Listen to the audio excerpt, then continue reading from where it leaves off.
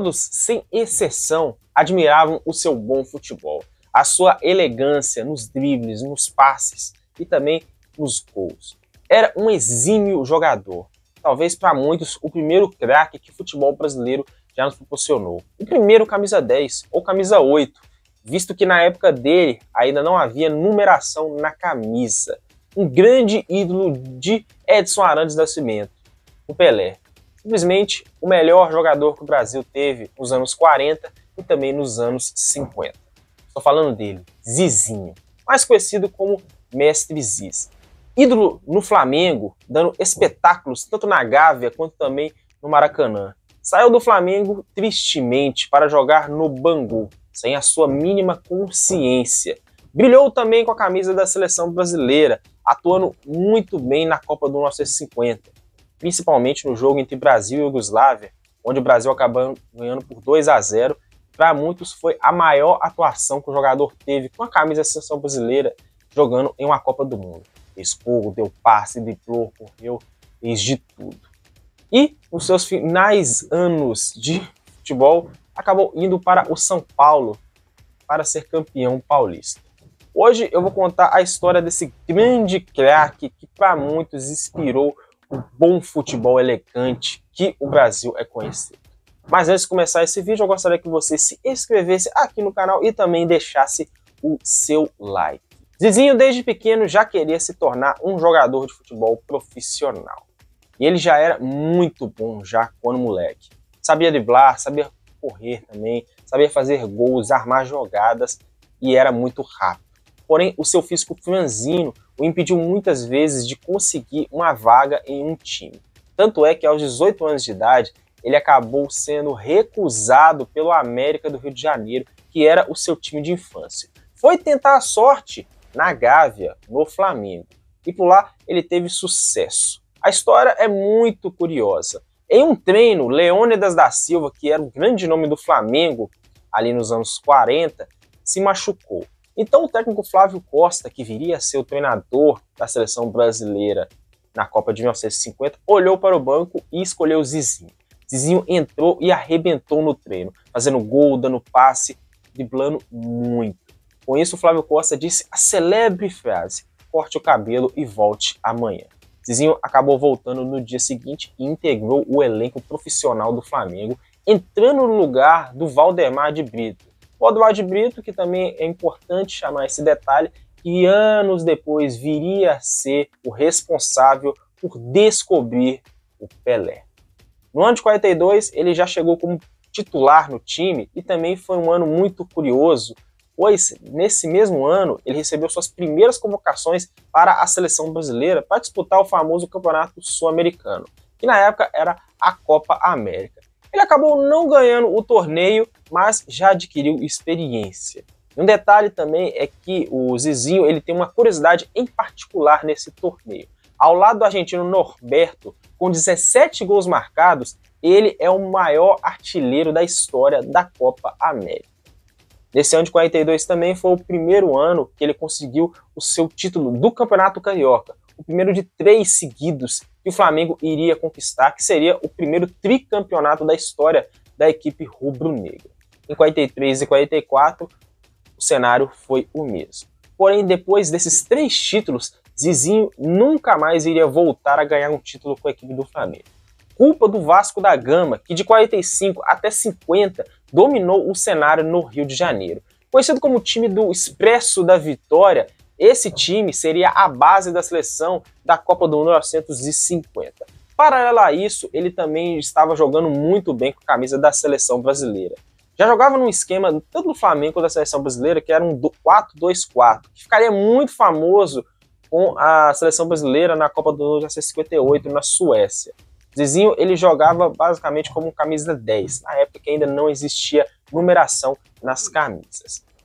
Porém, um fato que chamou a atenção foi que o torneio sul-americano, que era a Copa América, começou a ficar muito violento, principalmente por lado dos argentinos. Quando não ganhavam na bola, tentavam ir partir para a selvageria.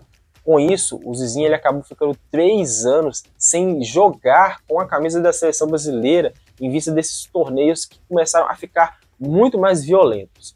Ele só iria voltar em 1949, onde a seleção brasileira conquistaria o título dando espetáculos a rodo. Na final contra o Paraguai, a seleção perdeu o primeiro jogo por 2-1, mas acabou goleando a seleção por 5-1. A seleção brasileira fez mais de 30 gols e Zizinho ele acabou fazendo 5 gols naquela competição e conquistando o seu primeiro e único título com a camisa da seleção brasileira. Em 1950, talvez seja o ano mais triste da história do Zizinho. Em primeiro, foi por conta do Flamengo. Dario de Melo Pinto, que era o presidente do Flamengo, teve um jantar com o presidente do Bangu. Ele teria dito a célebre frase: "Não existe jogador inegociável". O presidente do Bangu perguntou por quanto ele venderia Zizinho. Dario disse o preço e o presidente do Bangu comprou o Zizinho por 800 mil francos. Na época era uma fortuna astronômica. E com isso o Zizinho ele acabou indo para o time do Bangu.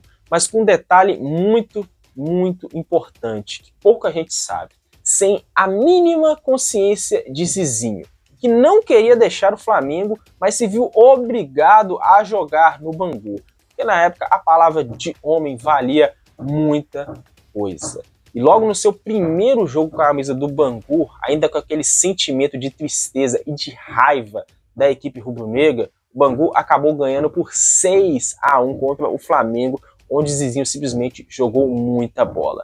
Ele acabou não conquistando nenhum título, mas ainda o seu bom futebol foi muito bem jogado. Paralelo a isso, veio também a Copa do Mundo de 1950, que foi disputada no Brasil.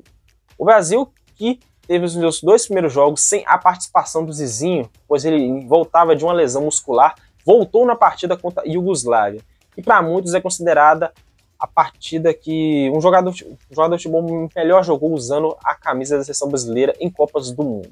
O Brasil acabou ganhando por 2-0, o Zizinho fez gol, deu passe, correu, driblou, fez de tudo naquele jogo. Nas partidas da próxima fase, contra a Suécia e a Espanha, onde a seleção brasileira acabou ganhando por 7-1 e também por 6-1, a Espanha e a Suécia, chegou na final contra a seleção do Uruguai, que havia ganhado o primeiro título de Copa do Mundo em 1930. Tudo parecia favorável para a seleção brasileira. Tanto é que Fiaça, quando fez o primeiro gol da seleção no segundo tempo, tudo já parecia muito complexo para o título da Jules Rimet. O detalhe é que a seleção brasileira só precisava de um empate para ser campeã. Mas o que aconteceu foi o famoso Maracanazo, que já foi contado em vários livros e que você, amante de futebol, já sabe. O Uruguai acabou virando por 2-1, se sagrando bicampeão do mundo e acabando com a festa da seleção brasileira. O Zizinho ele ainda seria convocado até 1952, mas depois disso iria ser deixado de lado. Passou muito longe de disputar tanto a Copa de 54 quanto também a Copa de 58. Depois disso, a passagem dele no Bangu, ele acabou se transferindo para o São Paulo. O São Paulo que na época tinha um time consideravelmente relativo, mas Zizinho ele foi muito criticado pela imprensa paulista, visto pela sua idade. Na época ele estava com 35 anos quando se transferiu para o São Paulo. Mesmo assim, ele conseguiu o seu último título na carreira, que foi o Campeonato Paulista de 1957. E por lá ele conheceu o seu grande fã que tinha, que era o Edson Arantes do Nascimento, o Pelé. Basicamente foi uma passagem de trono.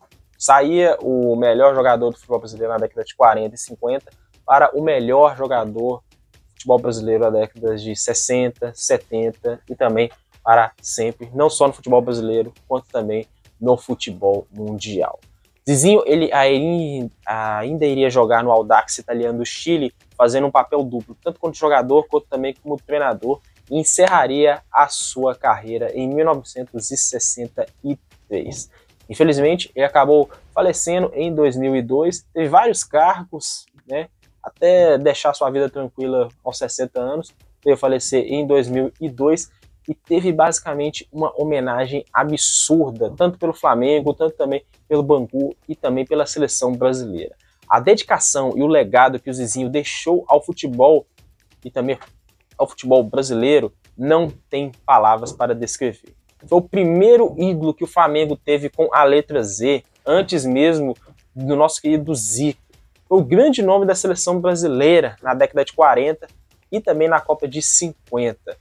E, infelizmente, um jogador que encerrou a sua trajetória não tendo muitos títulos, mas que deixou uma história divina.